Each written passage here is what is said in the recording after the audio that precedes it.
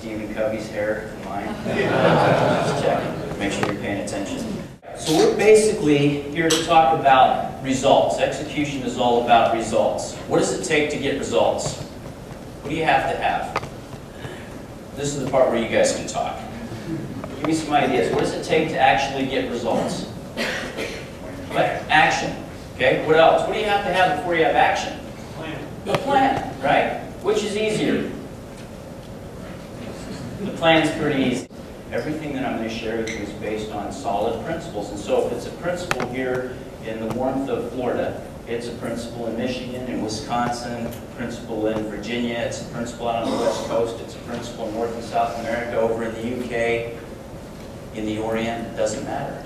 And if it's a principle at work, then it's also a principle in the communities that you live in. It's a principle in the schools that your kids go to. It's a principle in the sports teams that you cheer for and that you're excited about. And so the hope is that as we're talking, you'll be able to see application not only in work, but also in the other roles that you play in your lives. We have a lot of roles that are represented here in this room. We have husbands and fathers and mothers and sisters and brothers and wives and friends and neighbors and coaches.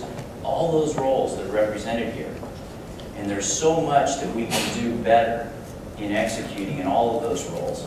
And so as I'm talking, the hope is you'll be thinking first and foremost about work, because we're here for work primarily and for fishing and golf secondarily, for some of you primarily.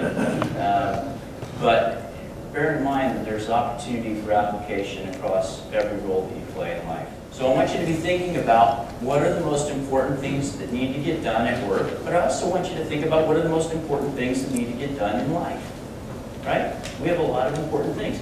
Is being physically fit or healthy important? It is. Any of us have an execution around that strategy that we have in the back of our minds? I didn't see any of you guys at the gym this morning. What's going on? A bunch of you at the bar last night, not at the gym this morning. I don't know. Okay. That's exactly right. Yeah, what are your strengths, right? It's strengths, weaknesses, opportunities, and threats. And that's right. Good. So execution is getting the most important things done. So I want you to think about, not just at work, but in life. What are the most important things? Some people say that if you blow it at home, that you've blown it in one of the most important things. No other success you have can compensate for messing up in your own house. So maybe there's some important things that need to go on there. How many of you hit your projections?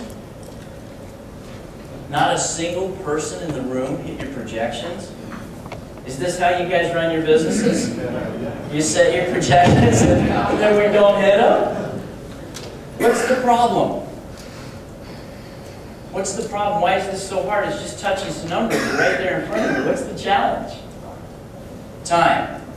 Is time an issue in life? Is it always limited? You only have so much, right? So that's always going to be a problem. What else makes this a challenge? They're not in order. They're random, right? That makes it a little harder. What else? Chaotic. Very chaotic, yeah. It's not like work where everything's just laid out perfectly for us, right? There's no...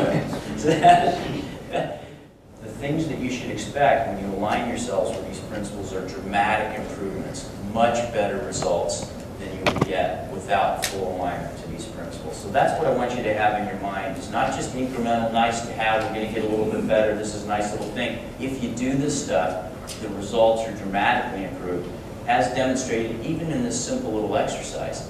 Now you'll notice what happened during the exercise when I started talking about time and there's 30 seconds left. How did you feel? How did you feel? You feel some pressure. Did you feel confident, like you were going to win, that you were going to make it happen, or did you feel a little bit like, I want to quit, this is a stupid exercise? There's a little bit of that. You hear some grumbling, you know, hear some people whispering to each other like, this is ridiculous, you know, it's kind of, but what happened when I said there was 30 seconds left the next time?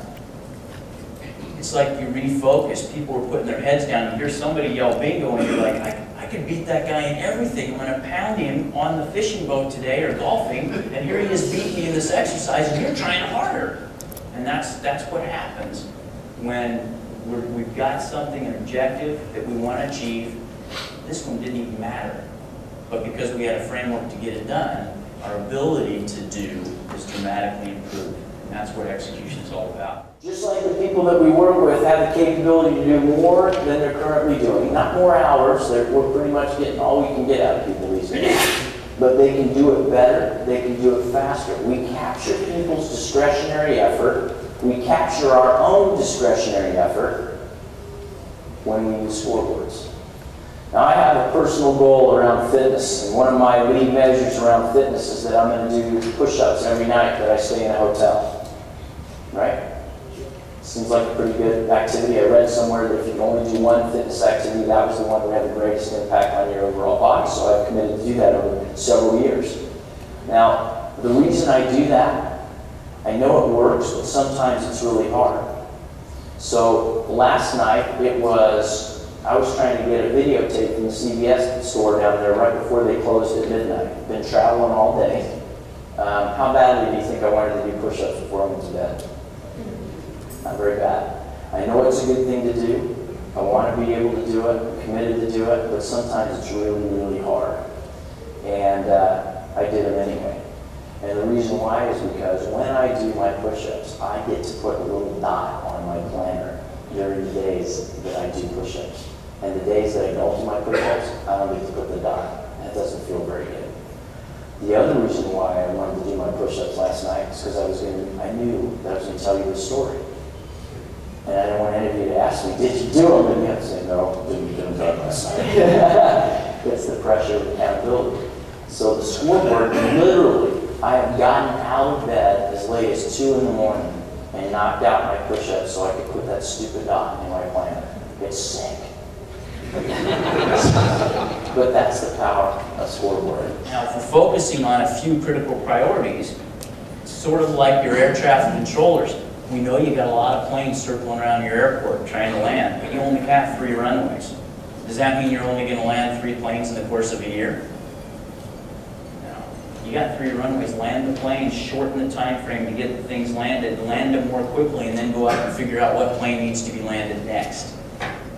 And then you can get more things done. Rather than working on 10 or 12 priorities simultaneously and doing them all poorly, let's give our finest diligence and effort, focused attention on the critical few, get those delivered with excellence, and then move on to the next thing.